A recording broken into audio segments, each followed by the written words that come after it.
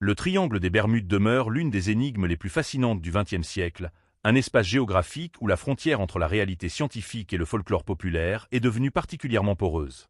Délimité par l'archipel des Bermudes, la pointe de la Floride et Porto Rico, ce secteur de l'Atlantique a acquis une réputation de zone maudite suite à une série de disparitions navales et aériennes qui semblaient défier toute explication logique.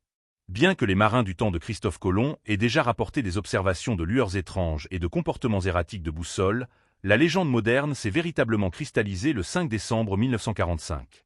Ce jour-là, le vol 19, une escadrille de 5 bombardiers américains, s'est volatilisé sans laisser de traces, suivi de près par l'avion de secours envoyé à leur recherche, marquant ainsi le début d'une paranoïa médiatique mondiale. L'essor de ce mythe doit énormément à la littérature et à la presse sa sensation des années 1960 et 1970. En 1964, le journaliste Vincent Gady forge le terme de « triangle des Bermudes », mais c'est Charles Berlitz qui, avec son best-seller publié en 1974, ancre définitivement le mystère dans l'imaginaire collectif. Les théories les plus audacieuses ont alors fleuri, allant de l'existence de portails interdimensionnels ou d'enlèvements extraterrestres à l'influence technologique de la cité perdue de l'Atlantide, censée dormir sous les eaux. Ces récits ont longtemps occulté une réalité plus nuancée, où la géographie et la météo jouent des rôles cruciaux dans les accidents survenus dans cette zone très fréquentée. Le cas du vol 19 reste le pilier central du mythe. Le 5 décembre 1945, 5 bombardiers avangeaient d'école de Floride pour un entraînement de routine. Après quelques heures, le lieutenant Taylor, chef d'escadrille, signale par radio que ses 2 compas sont en panne et qu'il est incapable de se situer. Le dialogue radio révèle une désorientation totale. Alors qu'il survole les Bahamas, Taylor est convaincu d'être au-dessus des quais de Floride et décide de voler vers l'est, s'enfonçant ainsi en pleine mer au lieu de regagner la côte. La météo se dégrade, la nuit tombe, et les 14 hommes disparaissent sans qu'aucun débris ne soit jamais retrouvé. Ce qui a scellé la légende, c'est que l'un des hydravions marinés envoyés à leur recherche a lui aussi disparu 20 minutes après son décollage.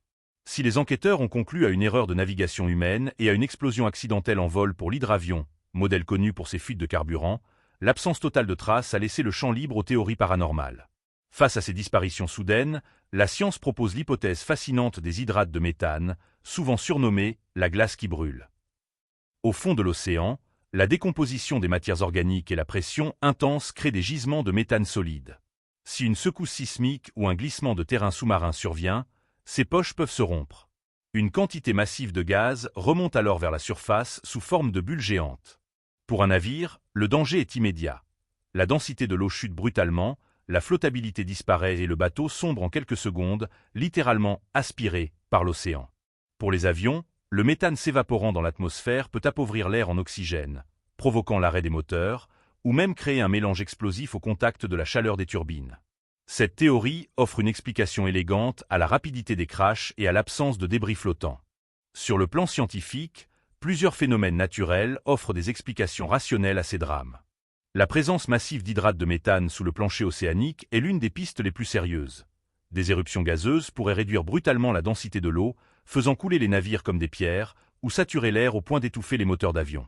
Parallèlement, le Gulf Stream, courant marin puissant et rapide, agit comme un véritable tapis roulant capable d'évacuer les débris d'un crash loin de la zone d'impact en un temps record.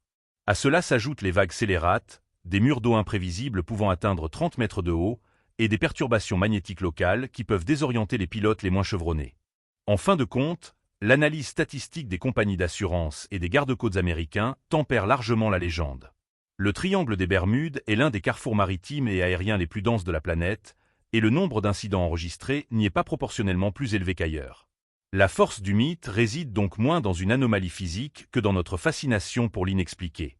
Si la science a aujourd'hui réponse à presque tout concernant ces disparitions, le triangle continue de symboliser, dans l'esprit populaire, cette part d'ombre et d'aventure que l'homme cherche encore à débusquer au milieu de l'immensité océanique.